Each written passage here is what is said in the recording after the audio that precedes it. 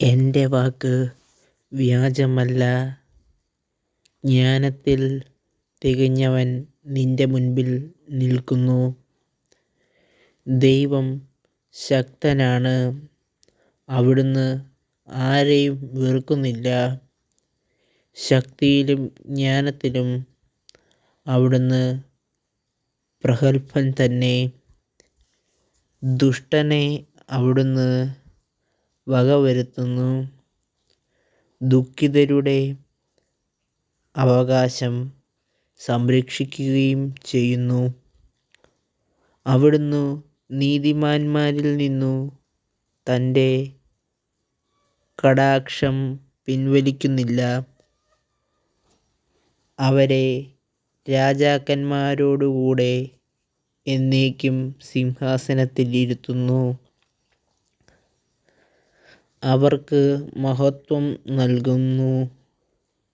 അവർ ചങ്ങലകളാൽ ബന്ധിക്കപ്പെടുകയും പീഡാപാശങ്ങളിൽ കുടുങ്ങുകയും ചെയ്യുമ്പോൾ അവിടുന്ന് അവരുടെ പ്രവൃത്തികളും അഹങ്കാരം നിമിത്തം ഉണ്ടായ പാപങ്ങളും അവർക്കു വെളിപ്പെടുത്തുന്നു.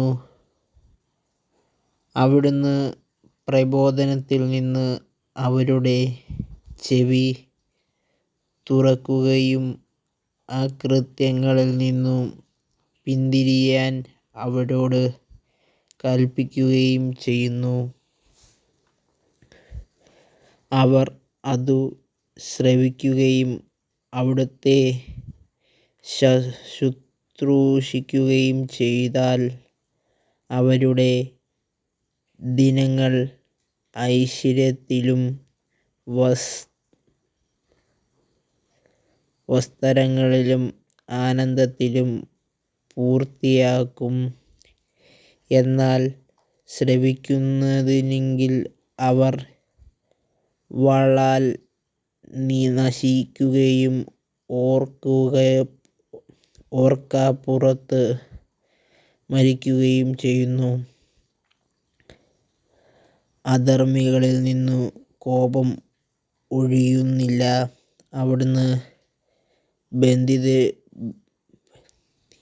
ബന്ധിക്കപ്പെടുമ്പോഴും അവർ സഹായത്തിനു വേണ്ടി നിലവിളിക്കുന്നില്ല. എന്നോട് അല്പം ക്ഷമിക്കുക, ഞാൻ വ്യക്തമാക്കാം.